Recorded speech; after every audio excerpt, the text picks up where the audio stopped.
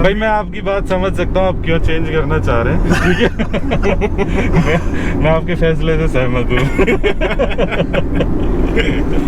अगर ओवरटेक करना होगा तो मुझे प्लानिंग करनी पड़ेगी पहले से। पर हाँ, अगर आप फुल लोड पे चला रहे हैं तो वो समझ में आता है कि आपको हर गियर पे ज़्यादा खींचना पड़ रहा है पावर लेने के लिए।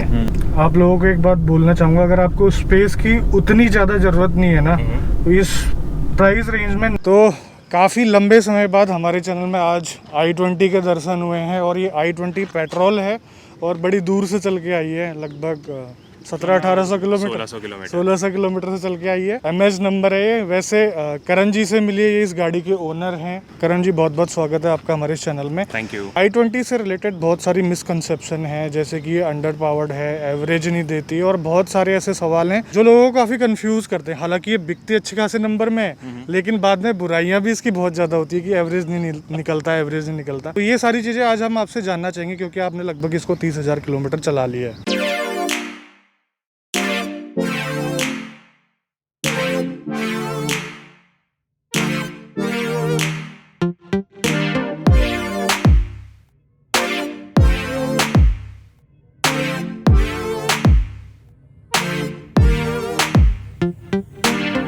क्योंकि ये पुणे से यहाँ तक जो है आते जाते रहते हैं, तो ये लॉन्ग राइड वगैरह, लॉन्ग ड्राइव भी करते हैं, तो इनको सारा ही पता होगा। चलो पहली बात तो यही बता दो कि आपको पुणे में ज़्यादा अच्छी सर्विस मिलती थी कि गुड़गांव, दिल्ली, NCR के अंदर? Hyundai की सर्विस के लिए तो आई थिंक दोनों में ही काफ़ी अच्छा सर्विस सेंटर्स थे, दोनों में काफ़ी अच्छी सर्विस मिली। मैं जहाँ रहता था दोनों के आसपास ही सर्विस सेंटर थे, तो मुझे कभी Hyundai के बाहर नहीं जाना पड़ा सर्विसिंग कराने के लिए, और हर बार सर्विसिंग होके गाड़ी बहुत अच्छी कंडीशन में ही आई है। अच्छा, एक और बात, करण जी से मेरी पहले भी बात हो रही थी, तो इन्होंने बताया कि अब ये इस गाड़ी को निकालने वाले हैं। तो रीजंस क्या, ये वही रीजन है जो कि रवि ने बताई, या इनके अपने खुद के अलग रीजन है? ठीक है, वो जानने की कोशिश कर रहे हैं। तो क्या मतलब, निकाल क्यों रहे हो? इतनी नई गाड़ी है, ऑलमोस्ट 30,000 चली है। बिल्कुल, मतलब गाड़ी से कोई कंप्लेंट नहीं है, बहुत कंफर्टेबल है, माइलेज भी अच्छा ही है, ऐसा बहुत कम नहीं है, कंफर्टेबल है, लॉन्ग ड्राइव्स पे चलती है, रिलायबिलिटी इशू नहीं है। मेरे ख्याल से मैंने उस समय एक बहुत जल्दबाजी में डिसीजन लेके एक मिड मॉडल ले लिया। तो अब मैं चाहता हूँ कि अब बहुत पावर फोकस्ड गाड़ी, परफॉर्मेंस फोकस्ड गाड़ियाँ आ रही हैं, तो आई थिंक मैं उस पर अपग्रेड करना चाहूँगा। क्रूज कंट्रोल नहीं है, अगर मैं लॉन्ग ड्राइव्स पे जाता हूँ तो वो मैं यूज़ कर सकता हूँ। कुछ फीचर्स हैं बेसिक जो मैं और चाहूँगा अपनी नई गाड़ी से, सिर्फ वही रीज़न है। ये बताइए कि उस टाइम पे कौन कौन सी गाड़ियाँ चलाई थी जब आपने ये ली थी? मैंने सच बताऊं तो मैंने ये और फोर्ड फीगो चलाई थी, सिर्फ 2 ही गाड़ियाँ कंसिडरेशन में थी 2017 में। एंड पता नहीं भ्रष्ट बुद्धि थी क्या थी, मैं फोर्ड के साथ में नहीं गया। उस टाइम वही था कि वो एक वो इम्प्रेशन है ना फोर्ड का कि बहुत महंगी सर्विसिंग होती है और बहुत रिलायबल नहीं है, फोर्ड का कोई भरोसा नहीं है, तो मैं इतना ज़्यादा फॉलो करता नहीं था। मैंने बहुत जल्दी Hyundai i20 पता था एक रिलायबल है, लेते हैं, बिकता है, और मेरी पहली कार थी, मैं वो रिस्क लेना नहीं चाहता था। और उस टाइम पे बलेनो अच्छी खासी बिका करती थी, तब आपने उस पर ध्यान नहीं दिया? बलेनो की भी मैं कोटेशन लेने गया था, मैंने गाड़ी अंदर से देखी थी, बट मुझे इंटीरियर्स इसके ज़्यादा अच्छे लगे, और दूसरी बात बलेनो में वेटिंग काफ़ी ज़्यादा थी। अच्छा। तो मुझे वो थोड़ा जस्टिफाइड नहीं लगा, और प्राइस वाइज मुझे मोर और लेस बहुत ज़्यादा डिफरेंस नहीं लगा। मुझे ऐसा लगा Hyundai ज़्यादा रिलायबल है, मारुति भी है, बट मैं एक Hyundai के साथ में जाना चाहता था। उस टाइम पे आपने ये नहीं देखा कि चलने में कैसी है, थोड़ा बहुत पावर में लैग वगैरह है? उस टाइम पे कैसा फील हुआ आपको? मुझे बहुत स्मूथ लगी ऑनेस्टली। मेरे फादर के पास में Hyundai वर्ना है जो फर्स्ट जनरेशन है, वो आज भी है उनके पास में, तो मैं हमेशा वो चलाता था, तो मैंने उसी से कंपेयर करा, मुझे उसका स्टीयरिंग और वो बहुत कंफर्टेबल लगता था, तो मेरे एक मन में वो एक Hyundai के लिए वो रिलायबिलिटी का था भी कि बहुत कंफर्टेबल गाड़ी है। जब मैंने ये चलाई मुझे उससे एक लेवल ऊपर ही लगा, क्योंकि Hyundai ने वो जो सस्पेंशन और वो जो एक वर्टिकल वो होता था वो सब फिक्स कर दिया था, तो मुझे बहुत ज़्यादा बेटर लगी उससे चलाने में। मैंने एक बार ही टेस्ट ड्राइव करने के बाद मेरे ख्याल से सेम डे ही बुकिंग करा ली थी, फिर मैंने ज़्यादा सोचा नहीं। चलो ये तो होगी अच्छी बातें। अब जो है इसके अंदर जो चीज़ खल रही है आपको उस चीज़ के बारे में बात करते हैं। सबसे बड़ा आपको इसमें क्या लगता है कि यार ये चीज़ होनी चाहिए थी, या ये चीज़ होने के बाद भी अच्छा नहीं है? 5 स्पीड गियर बॉक्स, मेरे ख्याल से 6 स्पीड का होता तो हाईवे पे और अच्छी परफॉर्मेंस आती। मुझे वो कहीं ना कहीं समझ में आता है कि वो पहले 2 गियर जो हैं वो वहाँ पे हाईवे पे बहुत स्लो लगता है, पिकअप करने में थोड़ा सा समय लगता है। सिटी के हिसाब से काफ़ी अच्छा है, लेकिन हाईवे के हिसाब से कहीं ना कहीं वो समझ में आता है। 3-4 गियर में जाने के बाद एक वो मोमेंटम गेन करती है, उसके बाद मज़ा आता है चलाने में। क्योंकि इस गाड़ी का वेट भी अच्छा खासा है और इंजन उस हिसाब से नहीं है इस गाड़ी का। ये इंजन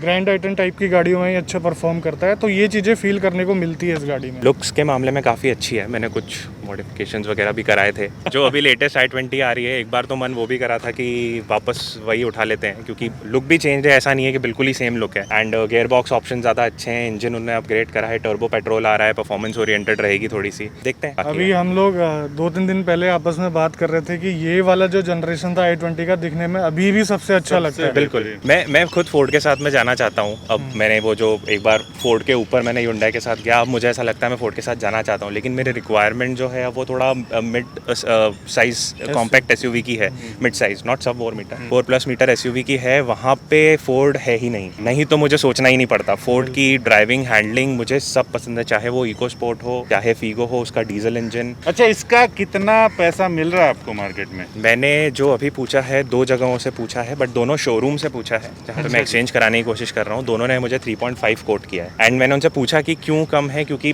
30,000 किलोमीटर 3 साल में काफ़ी ठीक है, ऐसे बहुत ज़्यादा नहीं चली है।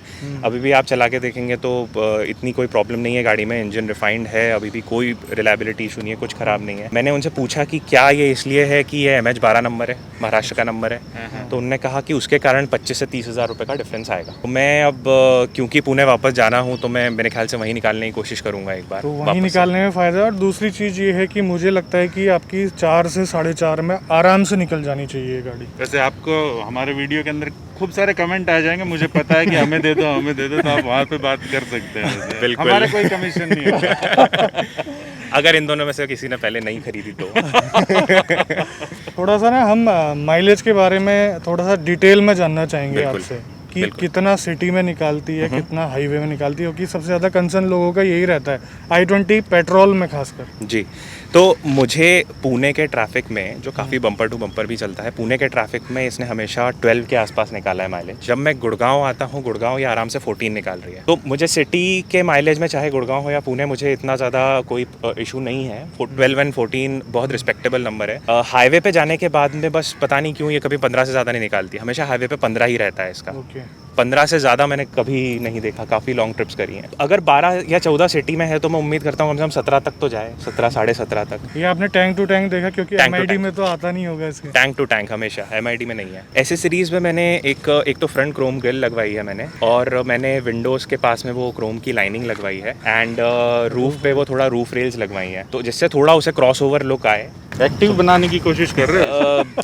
वो मैंने कोशिश नहीं करी, वो हो गई गलती से। तो सर्विस कॉस्ट के बारे में कितना खर्चा आता है वो जानना चाहते हैं हम आपसे। सर्विस कॉस्ट में मुझे कभी भी मैं पेड सर्विसिंग की बात कर रहा हूँ, फ्री सर्विसिंग में तो पहले कुछ आया ही नहीं था, लेकिन पेड सर्विसिंग में मुझे हर बार 4,500-5 हज़ार के नीचे ही आया खर्चा।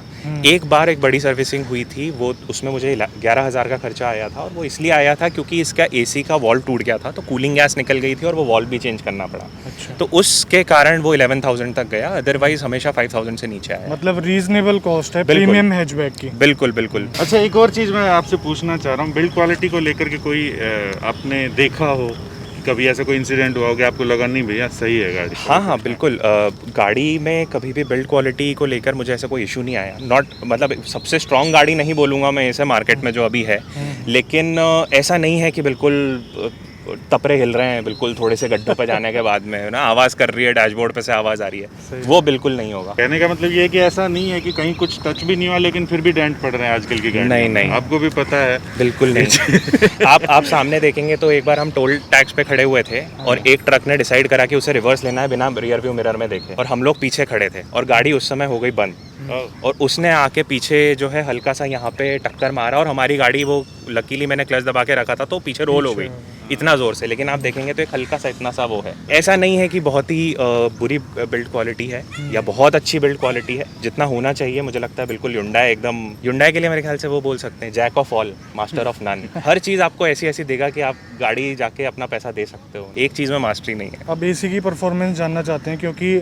स्लो स्पीड में अच्छा नहीं काम करता है AC, ये हमें सुनने में आया है, कैसा है? ऐसा तो मुझे नहीं लगा, मतलब क्योंकि मैं अब गुड़गांव में भी जैसे 1.5-2 साल से हूँ, पूरी गर्मी में गाड़ी तपती हुई खड़ी रहती है, तो उसके लिए मैं विंडोज़ रोल डाउन करके फुल ब्लास्ट पे एक बार AC चला देता हूँ। 5 मिनट लगता होगा मेरे ख्याल से, उसके बाद में आप कंफर्टेबल होना स्टार्ट करते हैं, जो सीटें गर्म हुई हैं वो वापस नॉर्मल होना स्टार्ट होती हैं, और AC का परफॉर्मेंस तो मेरे ख्याल से काफ़ी अच्छा है। काफ़ी लॉन्ग ड्राइव्स करी हैं, हमें कभी AC में दिक्कत नहीं आई। लॉन्ग ड्राइव की बात करिए तो कंफर्टेबल कैसी है, कंफर्ट वाइज? हाईवे के हिसाब से बहुत कंफर्टेबल है, मतलब ये बात माननी पड़ेगी, मुझे नहीं लगा था कि एक इतनी प्रीमियम हैचबैक सेगमेंट में हमें इतनी कंफर्टेबल गाड़ी लगेगी। हमने काफ़ी लंबी पुणे से इंदौर से दिल्ली ऐसे करके हमने ड्राइव करी है, जो 800 किलोमीटर का स्ट्रेच है, तो काफ़ी कंफर्टेबल है। एज अ ड्राइवर मुझे कभी दिक्कत इतनी ज़्यादा नहीं आई। वो क्लच दबाते दबाते ऑफकोर्स पैरों में थोड़ा लगता है कभी कभी, लेकिन बैठने के मामले में, कमर के मामले में ऐसे कभी मुझे प्रॉब्लम नहीं आई। विजिबिलिटी रात में चलाई होगी आपको? बिल्कुल रात में चलाई है। रात के हिसाब से मैं बोलूँगा हेडलाइट थोड़ी सी और स्ट्रांग हो सकती थी, बट अगेन वो पर्सनल है। मुझे ज़्यादा कॉन्फिडेंस आता अगर और ज़्यादा होता तो। ऐसी कोई दिक्कत नहीं है। लो बीम अच्छे से काम करती है, हाई बीम भी डिसेंट है। अभी आपके पास i20 है, इसके अलावा कोई आपने कंपटीशन में कोई गाड़ी चलाई है अभी, या पहले की बात छोड़िए, अभी इसके बाद लेने के बाद? बलेनो चलाई है मैंने, पोलो चलाई है मैंने। पोलो से कंपटीशन नहीं करना चाहिए, लेकिन ये दोनों गाड़ियाँ मैंने चलाई है। अल्ट्रोज चलाने का मौका नहीं मिला, मैं चलाना चाहता हूँ, लेकिन ये दोनों मैंने एटलीस्ट चला। पोलो कौन सी, TSI चलाई है? GT। मैं कंपटीशन करना ही नहीं चाहता, वो 105 हॉर्स पावर की गाड़ी है वो। बलिनो आपको कैसी लगी चलने में? अच्छी है, स्मूथ है गाड़ी, इंजन भी अच्छा। मैंने स्विफ्ट भी चलाई है एक्चुअली, अच्छी लगी, काफ़ी स्मूथ है गाड़ी, बट लॉन्ग टर्म मैं नहीं रखना चाहूँगा। मैं समहाउ वो इंटीरियर से इतना इम्प्रेस नहीं था जितना मैं एक Hyundai से हुआ है। Hyundai जैसा मैंने पहले कहा, वो इंटीरियर्स के मामले में काफ़ी सोच समझ के आपको स्पेस देते हैं, तो अभी भी अगर आप अंदर बैठेंगे सब करेंगे तो स्पेस के मामले में बहुत कंफर्टेबल है। एक सवाल इनसे, मुद्दे की बात करते हैं इनसे, ये कि आप अगर हमारे दर्शकों को i20 रिकमेंड करोगे तो क्यों करोगे? ये उन लोगों को लेनी चाहिए जिनकी पहली कार है, क्योंकि Hyundai रिलायबिलिटी है, इंजन ट्राइड एंड टेस्टेड है, बहुत रिफाइंड है, स्टीयरिंग भी बहुत कंफर्टेबल है, बहुत प्रिसाइज नहीं है Volkswagen की तरह या उसकी तरह, लेकिन बहुत कंफर्टेबल है। सिटी में आपको चलाने में और सीखने में बहुत कॉन्फिडेंस देगी। दूसरी बात, और उसके बाद में ये भी कि सर्विस कॉस्ट इतना ज़्यादा नहीं है, तो आपको इतना ज़्यादा चीज़ों के बारे में नहीं सोचना है कि आपको बार बार गैरेज ले जानी पड़ रही है किसी भी कारण से गाड़ी। आपको बस चलाने पे फोकस करना है। आपको लॉन्ग ड्राइव पे भी जाना है तो बहुत कंफर्टेबल है, आपको सिटी में भी चलाना है तो बहुत कंफर्टेबल है। सस्पेंशन बिल्कुल अच्छे से ट्यून करा गया है कि छोटे मोटे धचके आराम से ले लेती है गाड़ी। अब कुछ एक ऐसी बातें जिसकी वजह से उनको लेने के बाद पछतावा होगा, उन बंदों को गाड़ी नहीं लेनी चाहिए। अगर आप परफॉर्मेंस ओरिएंटेड कार लेना चाहते हैं तो ये 1.2 लीटर नेचुरली एस्पिरेटेड i20 में रिकमेंडेड नहीं है। जैसा मेरे ख्याल से आपने बोला, ये i10 के हिसाब से ज़्यादा सही रहेगा, थोड़ी हल्की कार है। तो परफॉर्मेंस ओरिएंटेड कार लेनी है तो बिल्कुल नहीं। अगर आप कंफर्ट के हिसाब से ले रहे हैं और थोड़ा सा लग्जरी के हिसाब से ले रहे हैं तो आई थिंक Hyundai आपको काफ़ी अच्छे फीचर्स और बाकी सब प्रोवाइड करता है कि आप इस गाड़ी की तरफ जा सकते हैं। एक जो इन्होंने पहले भी बताया कि माइलेज का थोड़ा सा है, ठीक है, ये आपको ऑडी वाला फील देती है, मतलब काफ़ी पीती है। एक बार इस गाड़ी को जो है वो चला करके हम जरूर देखते हैं। Hyundai को लेकर के आपको कुछ कहना है, उनको सलाह देनी है कि सर मतलब ये चीज़ थोड़ा इंप्रूव कर लो जनाब। स्टीयरिंग थोड़ा सा और चलाने में मज़ा आता तो अच्छा लगता। स्टीयरिंग वही है, स्लो स्पीड पे आपको आधा स्टीयरिंग घुमाना पड़ता है, तब जाके वो बेचारी थोड़ा सा टर्न लेती है, वो बहुत लाइट हो जाता है। मेरे ख्याल से थोड़ा सा अगर प्रिसाइज स्टीयरिंग रहेगा, वेट थोड़ा स्टीयरिंग का अच्छा रहेगा तो और ज़्यादा मज़ा आएगा चलाने में। मतलब आपकी रिक्वायरमेंट थोड़ी सी बढ़ चुकी है, परफॉर्मेंस ओरिएंटेड गाड़ी चाहिए आपको। बिल्कुल बिल्कुल, कंक्लूजन यही निकल करके आता है, गाड़ी में कोई कमी नहीं है भाई साहब, ठीक है, मन चंचल हो गया है। मतलब सेकंड कार Hyundai की नहीं लेनी चाहिए, फर्स्ट कार ले लो, उम्मीदें बढ़ जाती है। चलो तो करण जी इस गाड़ी को एक बार चला करके देखते हैं, बिल्कुल। ठीक है, आपको भी बताते हैं। तो नज़दीक आ जाओ थोड़ा सा। मेरी हाइट 6 फीट है दोस्त, और एक सब 4 मीटर मतलब कि 3995 की जो है इसकी लेंथ आती है। तो उस हिसाब से आप देख लीजिए कि कितना आपको इंटीरियर जो है वो अंदर स्पेस मिलता है। लेग रूम इतना है, लगभग इतना मेरे को हेड रूम मिल रहा है। परफेक्ट पोजीशन है मेरी ड्राइव करने के लिए। और अब मैं आपको पीछे और दिखा देता हूँ। बहुत ज़्यादा तो नहीं कह सकते कि बहुत ज़्यादा लेग रूम आपको मिल रहा है, लेकिन सही है, आपको अखरेगा भी नहीं, इतना मेरे को हेड रूम भी मिल रहा है यहाँ पे। और पीछे आप 2.5 बंदे बैठ सकते हो, 2 एडल्ट एक बच्चा। तो चलिए दोस्तों चलाते हैं अब इसको। 1.2 लीटर। बड़ी शिकायतें होती है आप लोगों की, तो देखते हैं कि ये शिकायत के काबिल है कि नहीं है। 29,361 चली है ये गाड़ी। कॉपीराइट करवाएगा ये। रेडियो पे भी होता है कॉपीराइट। अरे उनकी मर्जी, अगर आप गा दोगे तब भी आ जाएगा।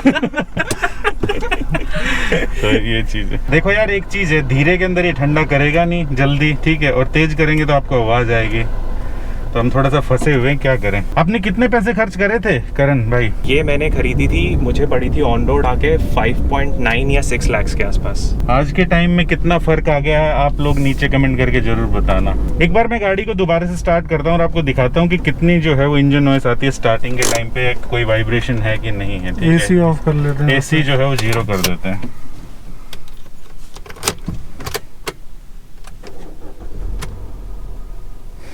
स्टार्ट होगी। अगर नॉइस कैंसिलेशन हो रही है आपके गोप्रो के अंदर तो बता दें आपको। कोई बिल्कुल साइलेंट है यार, Hyundai का है ये वैसे तो इंजन तो।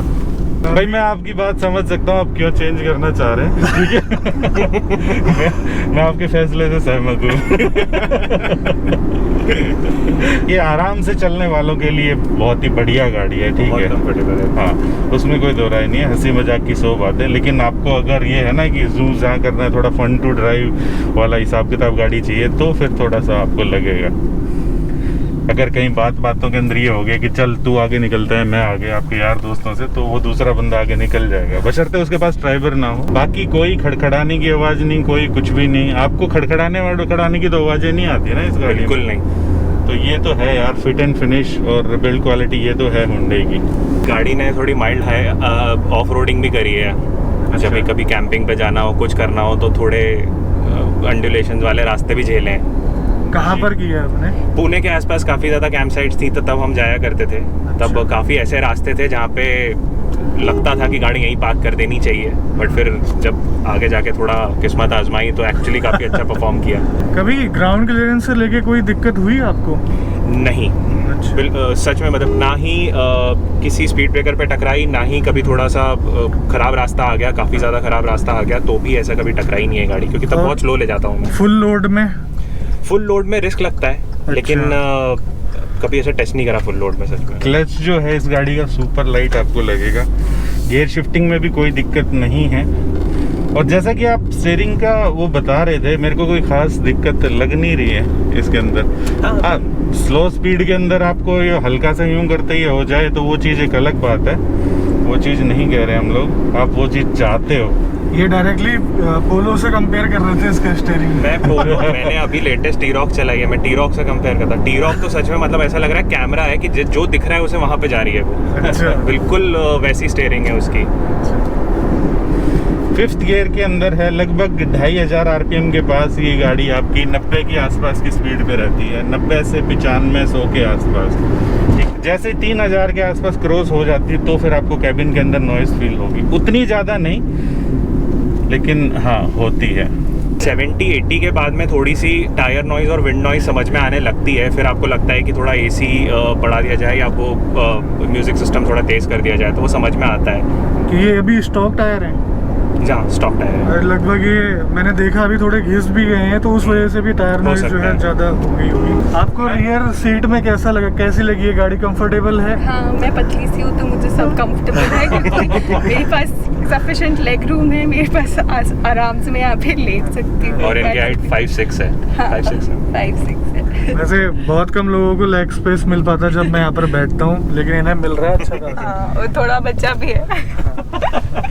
तो चलो अभी जो है वो ड्राइवर चेंज करते हैं। एक आम आदमी अगर बैठता है ना तो कितनी जगह बच जाती है। 6 फीट हाइट है भाई, और अब पीछे देख लो लेग रूम, और इनको थोड़ी तंगी होगी टच हो रहे हैं मेरे पाँव। अगर इसी स्पीड के ऊपर ऐसे ही कोई बलिनो नॉर्मल भी चलाओगे, बलिनो की मैं बात कर रहा हूँ, तो उसके अंदर नॉइस जो है ना वो आप ज़्यादा फील करोगे अंदर। तो माइलेज वाली बात मैं थोड़ा सा यहाँ पर क्लियर करना चाहता हूँ, क्योंकि इतना पंची इंजन नहीं है, तो इसको स्पीड गेन करने के लिए जो ड्राइवर है वो क्या करता है, इसको ज़्यादा थ्रोटल देता है इसमें, तो क्या होता है वहाँ पर माइलेज ड्रॉप हो जाता है। अगर हाईवे पे चलाओगे, एक बार स्पीड गेन कर ली, तब ज़्यादा थ्रोटल इनपुट की ज़रूरत नहीं पड़ती है और गाड़ी स्मूथ चलते रहती है कि स्पीड में, तब अच्छा खासा माइलेज दे देगी। कई लोग क्लेम भी करते हैं कि 18-19 का निकालते हैं हम अपनी पेट्रोल i20 से, लेकिन इनका कहना है करण जी का कि 15 से ऊपर कभी भी इनको नहीं मिला।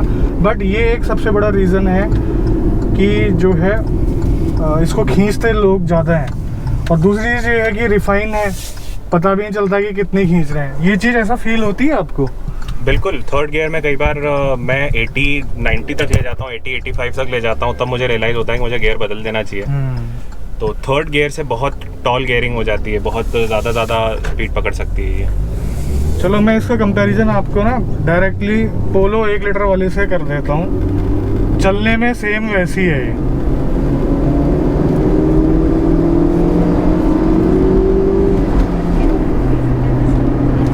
सही कहा इन्होंने, जो फर्स्ट टाइम लेना चाहते हैं ज़्यादा उनको भूं-भां करने की ज़रूरत नहीं होती है, वो प्यार से चलाते हैं। और पहली गाड़ी एक्चुअली क्या होती है कि लोग उसे ज़्यादा प्यार करते हैं, तो ये उस टाइप की है कि इसे प्यार से चलाओ,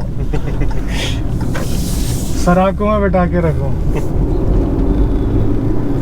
ये आपकी पहली गाड़ी थी जी। सराकों से उतारने का टाइम हो गया। गियर शिफ्टिंग काफ़ी स्मूथ है इसकी, हुंडई की तरह, बाकी गाड़ियों की तरह हुंडई की। अगर ओवरटेक करना होगा तो मुझे प्लानिंग करनी पड़ेगी पहले से। इसमें अगर ये AMT दे देते कैसे चलती है गाड़ी, सोच। इसीलिए तो नहीं दिया। मैं आपको एक बात बताता हूँ कि एक ऐसी गाड़ी है कि आप इसको चला करके एक जगह से दूसरी जगह ले गए, नॉर्मल उतर गए अपने नॉर्मल काम काज, याद रखने लायक कोई चीज़ नहीं है कि हाँ कोई चीज़ ऐसी कुछ चीज़ चला करके आए हो या फिर दोबारा से गाड़ी चलानी है, वो सारी बहुत ही सिंपल वे के अंदर जो है ना कामली इधर से उधर आप कर सकते हो। ये वाली चीज़ है इसमें, एक जगह से दूसरी जगह जाने के लिए, वो भी एक अच्छी फीलिंग के साथ, एक प्रीमियम फीलिंग के साथ। हाँ या फिर खुद बैठे रहो, बीवी को पहुंचा दो। ये बात भी है।